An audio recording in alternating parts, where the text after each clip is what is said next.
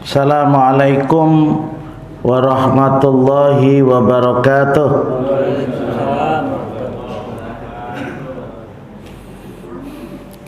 Bismillahirrahmanirrahim. Alhamdulillah alladzi ja'ala fis sama'i buruja wa ja'ala fiha siraja wa qamaran munira. Wa huwa alladzi ja'ala al-laila wan nahar khilfatan liman arada ay yadzakkara aw arada syukura. Asyhadu an la ilaha illallah wahdahu la syarikalah irghaman liman jahada wa kafar. Wa asyhadu anna Muhammadan abduhu wa rasuluh. Wa sallallahu ala Muhammad wa ala alihi wa ashabihi ajma'in. Amma ba'd. Qala Allah ta'ala a'udzu billahi minasyaitonir rajim. Inna kulla syai'in khalaqnahu biqadar. Wa ma amruna illa wahidah kalamhim bil basar. Wa qala aidan a'udzu billahi minasyaitonir rajim. Wa in min syai'in illa indana khazainuh wa ma nunazziluhu illa biqadarin ma'lum. Jamaah Masjid Al-Azhar yang dimuliakan Allah. Allah Subhanahu wa taala berfirman di dalam surat Al-Qamar ayat 49 ayat 50. Inna kulla syai'in khalaqnahu biqadar. Sesungguhnya aku menciptakan segala sesuatu. Sesungguhnya aku ciptakan segala sesuatu itu menurut ukuran. Menurut ukuran biqadar. Wa ma amruna illa wahidah.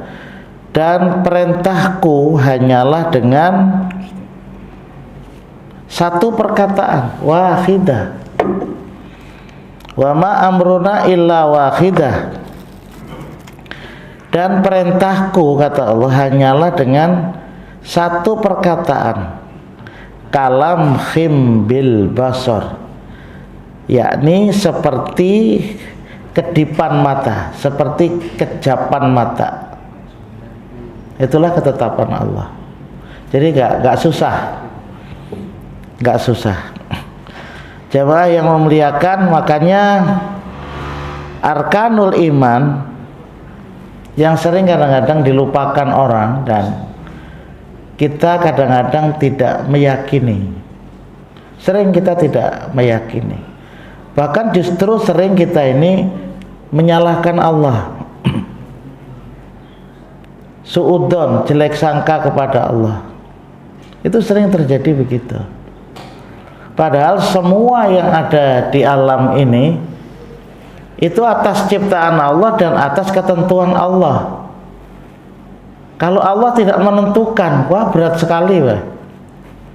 Bagi Allah sih tidak berat. Jadi Allah menciptakan alam semesta ini memang sudah ada ketetapannya, sudah ada ukurannya. Oleh sebab itu al-imanu bil qadar, iman kepada ketetapan Allah atau disebut dengan takdir, itu bagian daripada rukun Islam. Bila kita tidak meyakini, maka termasuk mengkafiri Allah Subhanahu wa taala. Iya. An Zaid bin Thabit radhiyallahu anhu. An Zaid bin Thabit radhiyallahu an qala sami'tu Rasulullah sallallahu alaihi wasallam yaqul law anna Allah adzaba ahli samawatihi wa ahli ardihi la azabahum ghairu dzalimin lahum. seandainya Allah itu mengadab penduduk langitnya dan penduduk buminya, sungguh Allah itu mengadab mereka tanpa mendolimi. Itu menurut kita aja, menurut perasaan kita aja bahwa itu adalah menyakiti kita, padahal tidak. Kalau Allah itu memberikan musibah apa, gunung meletus semuanya, itu Allah tidak mendolimi, tidak kelihatannya saja itu adalah mendolimi. Allah tidak. Bahkan justru ketika selesai erupsi itu tanahnya suburnya bukan main, suburnya bukan main. Kemudian kalau orang terdampak musibah, umpamanya sampai kepada kematian, ya memang takdirnya kematiannya itu di erupsi itu. Jadi bukan lalu sebenarnya umur orang itu masih panjang karena terjadi erupsi lalu berdahulu aja matinya. Ada mau, Pak. Memang ketetapan Allah itu seperti itu. Bagi orang-orang yang beriman, no problem, Pak. Bagi orang yang beriman dan bertakwa, menghadapi sesudah kematian itu enggak problem. Yang problem itu orang yang kafir. Inna akramakum indallahi atqakum. Sesungguhnya orang yang paling bertakwa itu adalah orang yang paling mulia. Nah, karena kita meyakini yang seperti demikian, sesungguhnya Allah itu tidak mengazab mereka. Walau rahimahum kanat rahmatuhu lahum khairum min a'malihim. Seandainya Allah memberikan rahmat kepada mereka, sesungguhnya rahmat Allah itu ya khairum min a'malihim, lebih baik daripada amal perbuatan mereka. Amal kita tuh kada seberapa, Pak. Tapi ujar Rasulullah dalam hadis ini, rahmat Allah tuh lebih besar lagi, lebih besar lagi daripada apa yang kita lakukan. Sedikit aja amalan, ya, sedikit aja amalan. Wah, itu luar biasa Allah memberikan rahmat. Kita ini suka taklim seperti ini, suka itu senang mendengarkan penjelasan ayat Al-Quran. Itu pahalanya sama dengan haji dan umroh. Coba, kayak apa lapahnya orang umroh tuh, lapahnya orang haji itu. Lapah Pak orang haji itu. Anak tulak aja lapah. Belum lagi mengumpulkan duitnya gini lapah. Jadi pelaksanaannya pun juga bukan sesuatu yang mudah, Pak. Lapah. Untuk menuju ke pelataran saja sekarang ini untuk Indonesia itu memerlukan jarak sekitar 10 km pulang balik. Coba bayangkan 10 km pulang balik. Jalan kaki, jangan ada ojek nyaman. Ya, ojek sepeda motor. Nggak tahu sampai sekarang masih belum ada yang seperti. Kalau tawaf sudah ada, Pak. Kalau tawaf mulai dari mulai dari Safa ke Marwah itu sudah ada. Sudah ada kendaraan. Nggak salah 75 real. Kalau kita sih belum pernah. Itu bagi orang-orang yang tidak kuat berjalan. Bagi orang yang kuat boleh juga, nggak masalah. Tapi kan rasanya berbeda kalau kita memang mampu berjalan dengan berjalan. Beda, kenikmatannya itu kan beda. Kita sholat sunat boleh aja dengan duduk, tidak dengan berdiri. Tapi kan beda rasanya ketika kita melakukan dengan berdiri. Tentu saja kalau sehat, sholat sunat dilaksanakan dengan duduk, pahalanya separuh. Siapa akon separuh?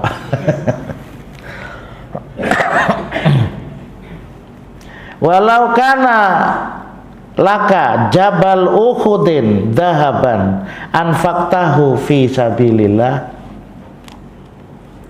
makubiluhu minka hatta tu'mina bil qadar.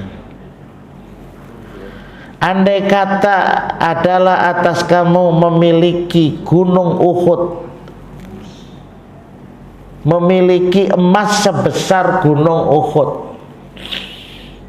Jadi di Uhud itu ya di kan ada suhada, yakni Sayyidina Hamzah. Terus di belakang tuh gunung sepanjangan gunung. Siapa yang melihat gunung Uhud, maka ia akan melihat gunung Uhud itu nanti berada di surga. Tapi hadisnya tidak sampai derajat sahih. Ya sudah, karena di depan kita kan dilihat itu aja gin. Karena tinggal di depan kita. Ya, ketika ke Madinah itu kan begitu. Ketika ke Madinah kita ziarah pertama dulu ke Kuba dulu ya, kalau ke Kuba, sholat 2 rakaat di Kuba itu pahalanya sama dengan umroh 1 kali. Umroh 1 kali. Kalau nya sholat tahiyatul masjid, kemudian kalau jam 9 ya sholat duha, habiskan 8 rakaat 2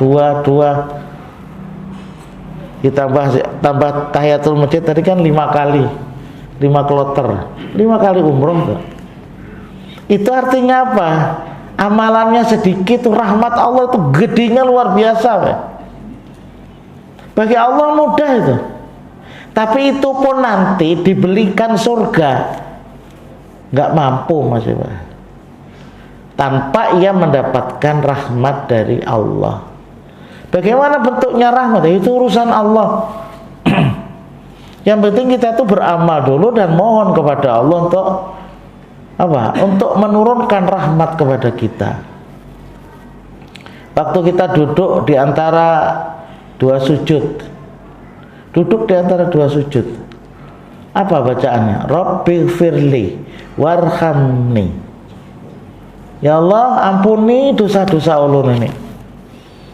Ampuni ya Allah dosa-dosa ulun ini. Warhamni, berikan rahmat ya Allah. Maghfirah, berikan rahmat juga diberikan. Wajiburni ya Allah, berikan kecukupan kepada ulun. Kecukupan baik hidup di dunia, kecukupan juga baik nanti ketika di akhirat. Di dunia ini mampu kita ini berqanaah, Pak, bahwa nikmat yang diberikan oleh Allah itu memang ada. Selalu kita mensyukuri alhamdulillah, alhamdulillah, alhamdulillah. Hari-hari itu alhamdulillah, alhamdulillah. Maka akan ada dalam diri kita itu sifat qanaah. Mampu menerima apa yang menjadi pemberian dari Allah. Bukan hanya harta tok, semua. Semua ucapan alhamdulillah. Wahdini ya Allah, berikan petunjuk kepada ulun. Ternyata masih banyak, Pak. Masih banyak orang-orang yang sudah menyatakan beriman tapi susah untuk mendapatkan petunjuk. Kenapa? Pengaruh dunia itu besar, Pak. Dunia itu sudah melingkupi terhadap dirinya. Bukan tidak boleh sih dunia, kenapa sih boleh kok. Abu Bakar, Utsman, Umar bin Khattab, Abdurrahman bin Auf, itu konglomerat luar biasa, Pak. Hartanya Utsman bin Affan aja sampai sekarang tuh masih ada, Pak. Ada masih. Setiap bulan Ramadan untuk apa? Biaya orang buka puasa di Masjid Nabawi dan Masjidil Haram itu dari Yayasan Utsman bin Affan. Dari hartanya Utsman yang berapa hektar kurma, di samping sahabat yang lain.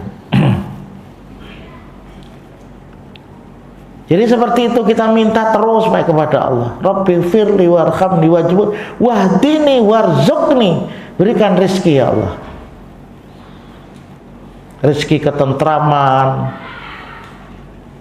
rezeki kesehatan, itu perlu kita capai. Rezeki perlunya hati kita ini menjadi hati yang tazkiyatun nafas. Kita berusaha untuk membersihkan hati, kan hari-hari begitu kita.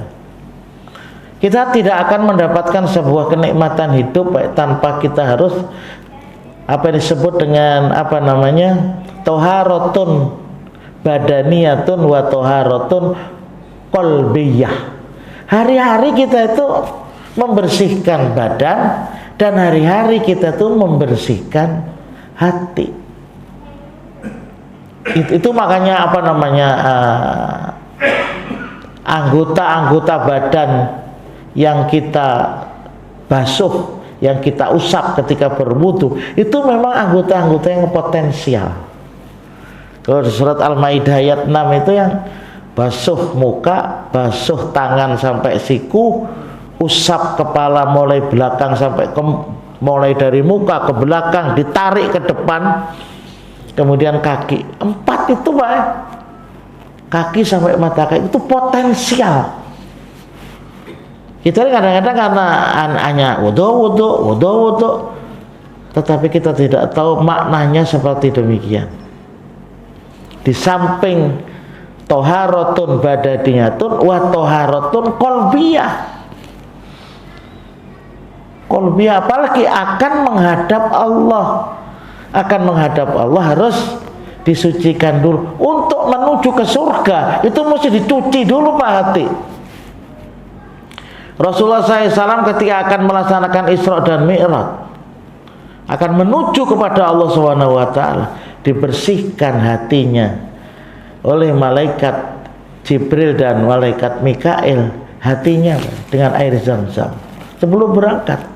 Bukan berarti hati Rasulullah tidak bersih, semakin dibersihkan lagi, semakin dibersihkan lagi untuk menuju kepada Allah. Untuk menuju kepada Allah itu mesti bersih, nggak bisa enggak. Allah tidak mengatakan bahwa kita itu harus seperti malaikat, kan dia juga apa enggak? Enggak juga. Cuman apa upaya kita? Makanya surat Al-Fajr ayat terakhir itu, ya ayatuhan nafsul mutmainnah, wahai jiwa yang tentram, wahai jiwa yang bersih. Nggak bisa Pak kalau untuk masuk surga itu hatinya kotor. Jadi berusaha semaksimal mungkin kita untuk membersihkan.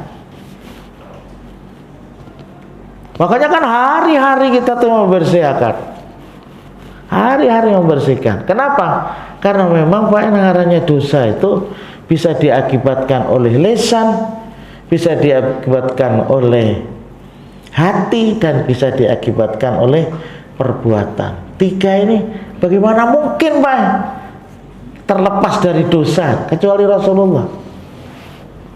Kecuali Rasulullah.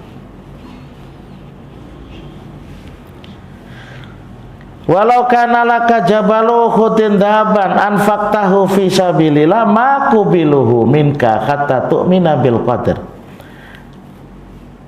Seandainya kamu itu memiliki emas seberat gunung Uhud, engkau infakkan di jalan Allah, engkau infakkan di jalan Allah, maka tidak akan diterima infak itu sebelum kamu beriman kepada Al-Qadar. Ini hadis riwayat Rawahu Ahmad dari Zaid bin Thabit. Tidak akan diterima hatta tu'mina bil qadar. Rasulullah mengatakan wa ta'lam anna ma asabaka lam yakun liyukhti'aka wa anma akhta'aka lam yakun liyusibaka wa annaka in mitta ala ghairi hada dakhaltan nar. Ketahuilah olehmu, sesungguhnya apa yang tidak ditakdirkan untukmu lam yakun liyukhti'aka, apa yang ditakdirkan, apa yang ditakdirkan menimpamu maka tidak akan meleset untukmu. Ketahuilah olehmu sesungguhnya apa yang ditakdirkan menimpamu maka tidak akan meleset darimu. Sesuatu itu sudah ditetapkan oleh Allah, itu nggak bakal meleset. Tetapi kita tidak tahu apa ketetapan Allah itu. Nah ini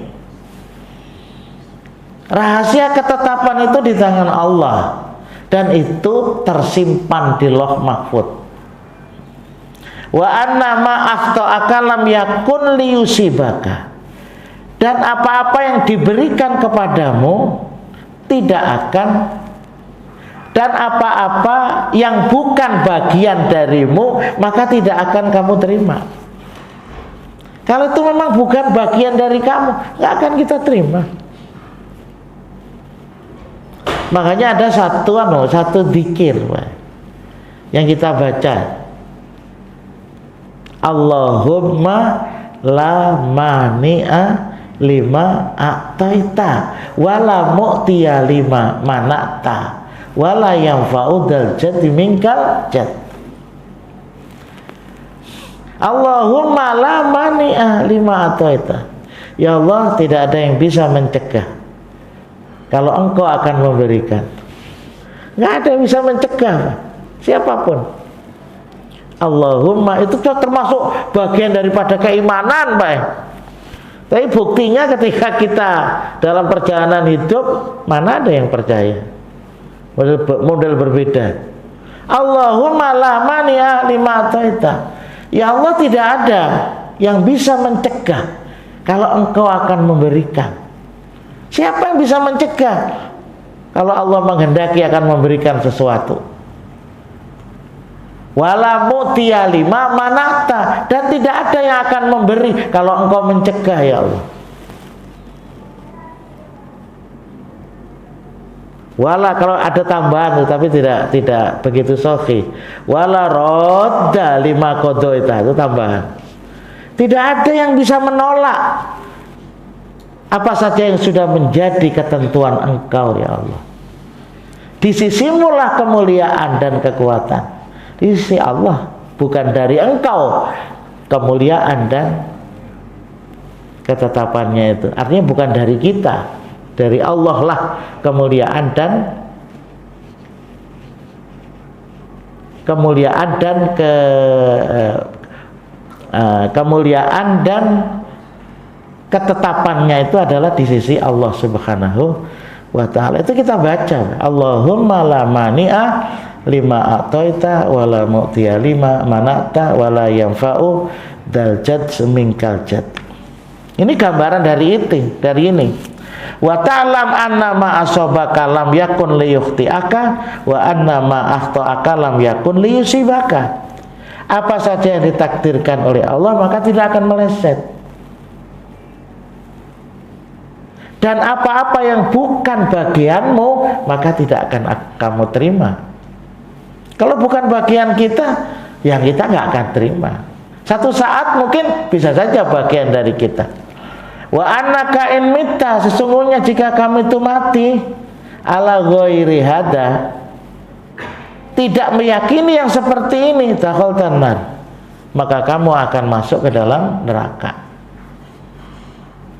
Artinya kalau kita tidak meyakini terhadap apa yang menjadi ketetapan Allah, maka susah, Pak.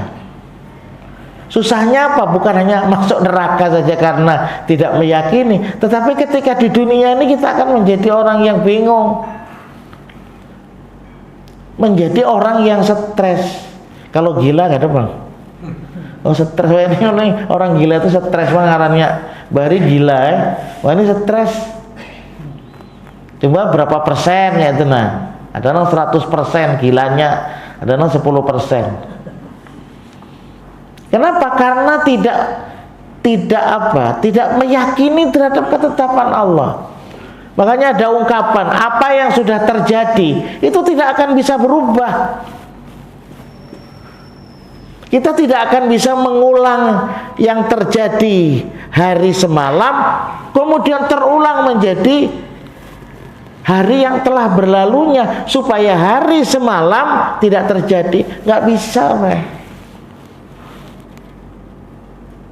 Jangan tahu ikam tuh jangan tulak, padahal jangan tulak, tetap juga tulak. Ya nggak bisa toh. Kan memang kejadiannya itu berdasarkan ketetapan Allah. Kalau sesuatu itu terjadi, kita tidak bisa, Pak. Kemudian kita menyalahkan terhadap kejadian itu. Siapa yang disalahkan? Oh, ketetapan itu dari Allah. Kalau sesuatu terjadi itu disalahkan, sama saja menyalahkan Allah. Itu jelas, Pak. Karena sesuatu itu sudah terjadi. Dan kejadian itu atas ketetapan Allah. Ya, yang sering kadang-kadang kita tidak mampu. Ada anaknya terkena kecelakaan. Sudah disalahkan yang menerompak, disalahkan anaknya. Kada pintar ikan ini, seorang kada pintar. Nah, jadi Pak seperti itu. Karena kita tidak terlepas dari apa-apa yang menjadi ketentuan Allah. Kataballahu maqadirul khalaiqi qabla an yakhluqas samawati wal ard bi khamsina alfasana wa arsuhu alal ma. Rawahu Muslim. Allah Subhanahu wa taala telah menulis ketetapan-ketetapan terhadap makhluk. Ketetapan-ketetapan terhadap makhluk. Makhluk itu kan bukan manusia saja. Kalau menurut Ibnu Katsir, Pak, makhluk yang diciptakan oleh Allah. Allah itu kan wal awwalu wal akhir, wad dhahiru wal batin. Wa huwas samiul alim. Apa ya? Ya. Wa huwa bikulli syai'in alim. Begitu, Pak. Wa huwa bikulli syai'in alim. Allah itu maha awal. La awalalah penjelasannya Ibnu Katsir. Allah itu maha awal, tiada berawal. Jadi nggak bisa lalu timbul pertanyaan yang mengawali Allah itu siapa? Loh, lah Allah itu mengatakan yang maha awal, kenapa jadi kita timbul pertanyaan? Itu luput, Pak. Guring malam hari memikirkan sebelum Allah itu siapa lajar? Ya nggak ketemu. Allah mengatakan, memakrifatkan kepada kita, memberikan pengetahuan terhadap kita bahwa Allah itu al-awwal, Allah itu al-akhir, Allah itu yang maha akhir, la akhirallah. Allah itu tiada berakhir. Wad-dhahir wal batin, Allah itu mengetahui segala sesuatu, baik yang bisa dilihat maupun yang tidak bisa dilihat. Alimul ghaibi wasyahadah. Yang ada di alam ini tidak ada satupun yang tersembunyi, coba. Baik itu yang syahadah maupun yang gaib. Itu Allah. Nah, Allah Subhanahu wa taala di dalam hadis Rasulullah mengatakan, inna awwala ma khuliqa fil alam al-qalam. Rawahu Muslim. Sesungguhnya pertama kali yang diciptakan oleh Allah itu al-qalam. Itu yang sahih, Pak. Nanti ada inna awwala ma khuliqa fil alam Nur Muhammad, ada. Tapi itu maudhu', Pak. Makanya ini kita berbeda dengan pemahaman dari sebagian orang yang berpendapat bahwa sesungguhnya awal yang diciptakan oleh Allah adalah Nur Muhammad. Kita nggak pakai itu, Pak. Ternyata setelah diteliti bahwa pemahaman yang seperti itu bukan dari Islam. Walaupun nanti dicari-carikan ayat-ayat Quran bahwa sesungguhnya yang pertama diciptakan oleh Allah itu Nur Muhammad. Padahal Allah sendiri sudah mengatakan bahwa Nabi Muhammad itu basar, seperti manusia biasa. Dalam surat Al-Kahfi ayat terakhir 110. Qul innama ana basyarum mitlukum yuha ilayya annama ilahukum ilahu wahid. Faman kana yarju liqa'a rabbih falyamal amalan sholihah wala yusyrik bi ibadati rabbih ahada. Itu bisa kita baca setiap malam Jumat. Surat Kahfi, bukan surat Yasin, surat Kahfi. Ya kalau nggak bisa membaca 110 ayat, barangnya 10 ayat kah? Ada. Katakan wahai Muhammad, Allah yang suruh mengatakan loh, Pak. Innama hanya saja litaksir itu membatasi. Hanya saja terjemahannya. Saya itu basyarum mithlukum, manusia seperti kalian. Cuman bedanya adalah annama ilahukum ilawa famang innama ana basyarum yuha ilayya, maaf, diberikan wahyu kepadaku, namanya Rasul, kan begitu.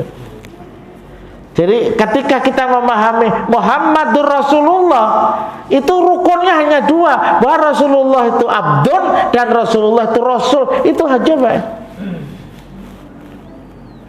Makanya kita tidak meyakini bahwa roh Rasulullah itu bisa kembali ke dunia. Tidak, Pak. Tidak ada dalil yang sahih dari Al-Quran maupun hadis Rasulullah bahwa roh orang yang sudah meninggal di alam kubur bisa kembali ke dunia, termasuk roh Nabi Muhammad. Oleh sebab itu, kenapa jadi kita tidak mendatangi orang membaca maulid itu? Karena kita terjebak oleh keyakinan bahwa roh Muhammad itu hadir. Kok roh Muhammad aja, roh orang-orang yang dihauli ketika itu juga hadir. Itu kita nggak meyakini itu, Pak. Ini yang beda itu segitu. Ya, soal beda itu masing-masing mereka meyakini seperti itu urusan mereka. Nanti begitu nanti di Yaumul Hisab ya ditanding, Pak. Ditanding tauhid kita itu akan bertanding, benar atau tidak. Jadi jangan spekulasi kita dalam bertauhid itu, Pak. Jadi kenapa lalu kita itu tidak berziarah ke kubur untuk mendapatkan berkah? Memang tidak ada dasar, Pak. Tidak ada dasar untuk itu. Kembali ke sini. Jadi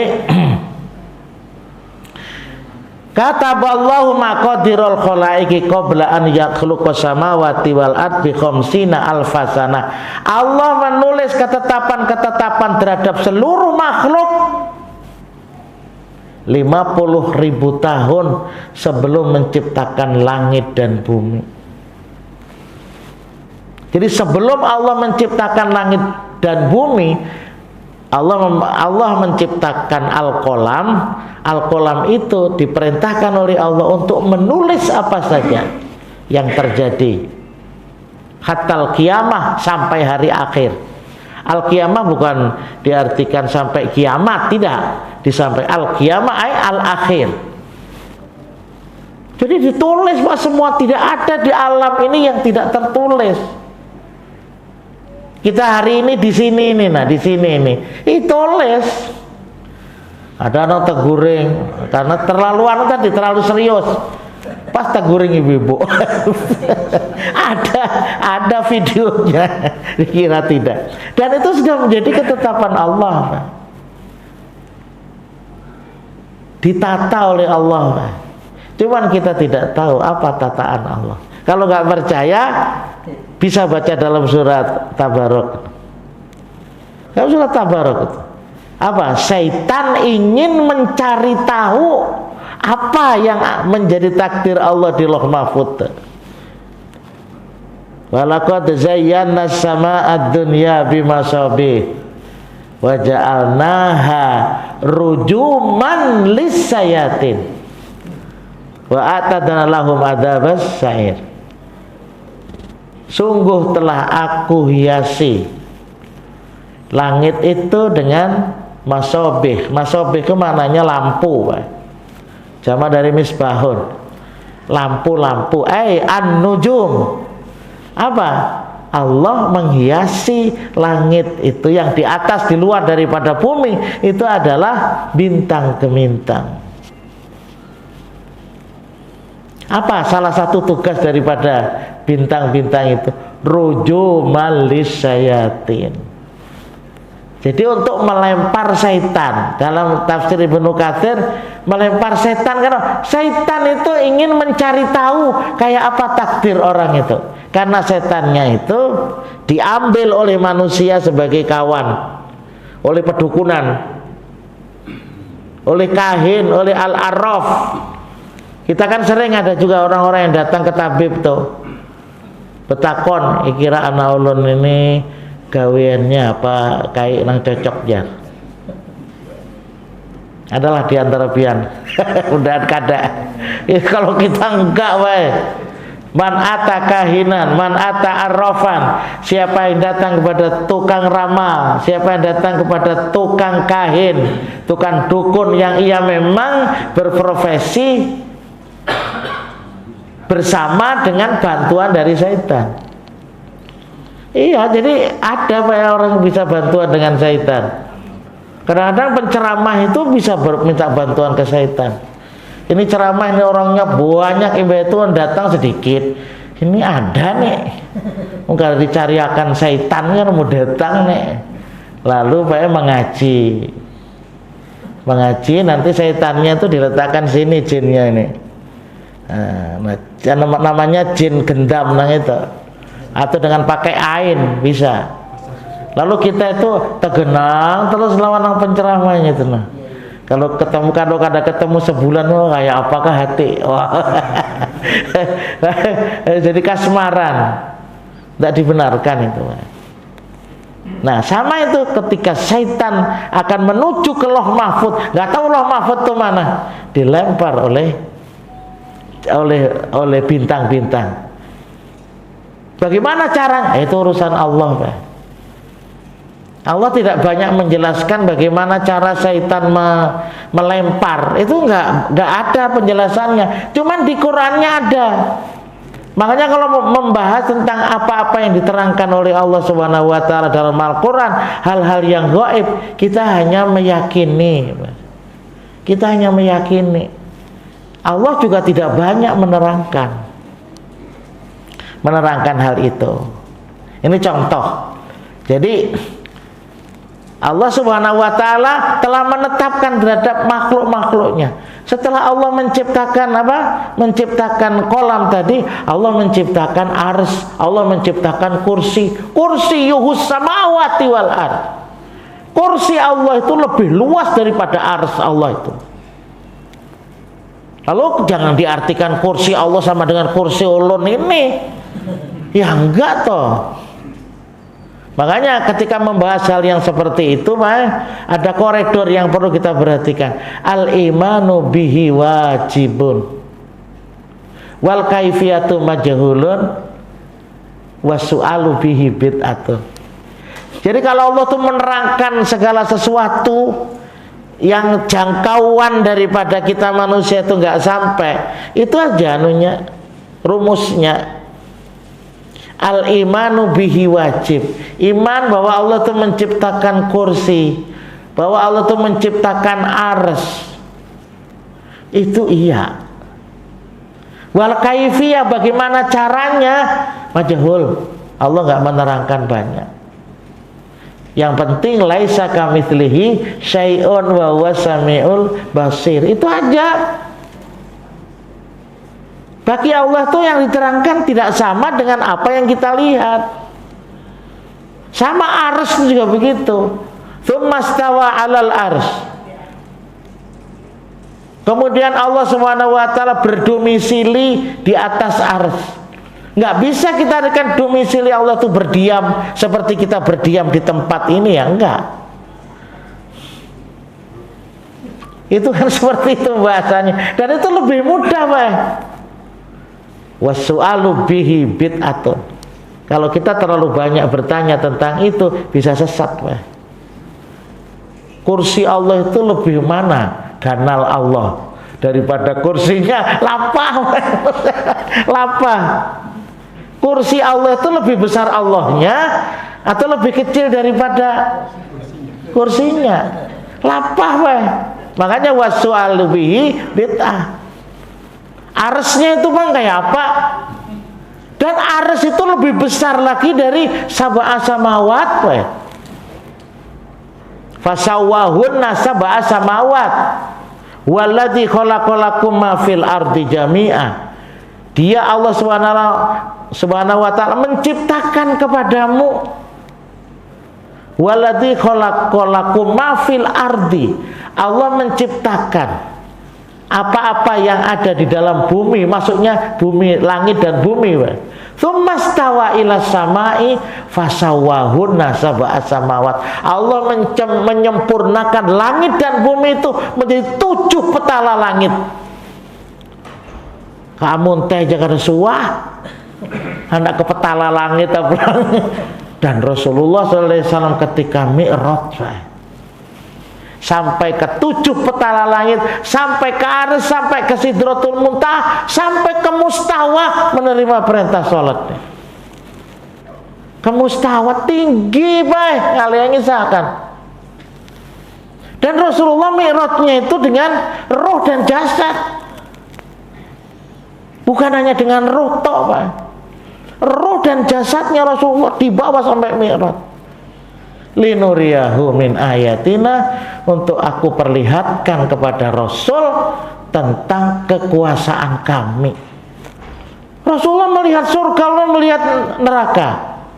Rasulullah melihat Arsy, melihat kursi Allah. Bahkan ketika diperlihatkan kepada Rasul Arsy, Rasulullah mengatakan dalam hadis riwayat Imam Muslim dan Bukhari, tidak ada sejengkal pun, sekilan, tidak ada sekilan pun Arsy itu tidak dipenuhi oleh malaikat bersujud kepada Allah. Coba rampak itu bersujud kepada Allah. Jadi andaikan ada manusia yang ada mau sujud karena bapak bagi kekuasaan Allah itu. Jadilah jamaah. Jadi kemudian Allah menciptakan langit dan bumi, Allah menciptakan malaikat, Allah menciptakan surga, Allah menciptakan neraka, Allah menciptakan jin, kemudian yang terakhir Allah menciptakan Adam. Adam itu terakhir loh Pak. Nah jadi 50.000 tahun sebelum terciptanya langit dan bumi, Allah sudah menulis, memerintahkan kepada Al-Qalam. Berarti bukan Allahnya. Kadang-kadang sering begitu Pak. Berarti bukan Allahnya dong yang menulis. Kok yang diperintahkan itu Al-Qalam, yang diperintahkan itu pulpen? Ya ndaklah, Allahnya sendirilah yang memerintahkan kepada makhluknya untuk menulis. Berarti itu Allah sendiri yang punya iradah terhadap yang sedemikian rupa. Jadi nah oleh sebab itu makanya keyakinan kepada Al-Qadar ini amat sangat diperlukan. Apa yang sudah terjadi maka kita terima. Apa yang belum terjadi kita nggak bisa menggariskan. Jangan coba-coba menggariskan sesuatu yang akan datang. Insya Allah bisa. Insya Allah ulun besok ke Amuntai bisa. Tapi kalau ulun memastikan bahwa sekalian esok ulun duhur sampai di Amuntai, nggak bisa Pak. Nggak bisa. Tapi bahwa kita punya ikhtiar itu bisa. Dan ikhtiar itu juga kekuatannya dari Allah. Lewat diri aja juga milik Allah. Semua yang ada dalam diri ini juga milik Allah. Termasuk kehendak juga milik Allah. Maka ujar Allah Ta'ala, wa ma tasyauna illa ayyasha Allahu Rabbul Alamin. Apa yang kamu kehendaki? Berarti kita ini punya kehendak. Siapa yang menciptakan kehendak? Allah. Sehingga kita mampu untuk berkehendak. Maka yang berlaku itu adalah kehendak Allah. Boleh kita ini berkehendak, tapi kehendak yang ada pada kita adalah berdasarkan kehendak dari Allah. Mudah-mudahan kehendak kita ini sesuai dengan kehendak Allah. Itu yang kita inginkan. Tetapi kalau kehendak kita tidak sesuai dengan kehendak Allah, maka cukup kita menggunakan kehendak Allah, selesai. Kalau kita ingin A, tetapi Allah memberi B, udah B aja ditangkap, selesai, kok jadi ngalih-ngalih. Pasti pilihan Allah ini yang terbaik. Nah, kita ini kadang-kadang tidak sampai ke situ, Pak. Seakan-akan manusia ini menyamakan dirinya seperti Allah Ta'ala. Kita hamba, Allah Subhanahu wa Ta'ala juga hamba. Coba ada, Pak, Rahman Fansuri itu punya keyakinan seperti itu. Allah itu bisa menyatu terhadap hamba, hamba menyatu terhadap Allah. Nabi Muhammad adalah merupakan zat bukti daripada Tuhan Allah. Ujungnya kada sembahyang, luput. Ujungnya parai sembahyang. Jadi pemahamannya macam-macam yang seperti itu. Dan itu sudah berjalan, dimulai di Banjar, di mana-mana. Padahal sudah ditangani, jangan kayaknya nanti bisa diperkarakan ke pengadilan. Tapi nangarnya manusia ini kan ya, kadang-kadang ada yang berkeinginan untuk memang dasar kulir sembahyang, baik. Ada tuan gurunya pula, ada dalilnya pula.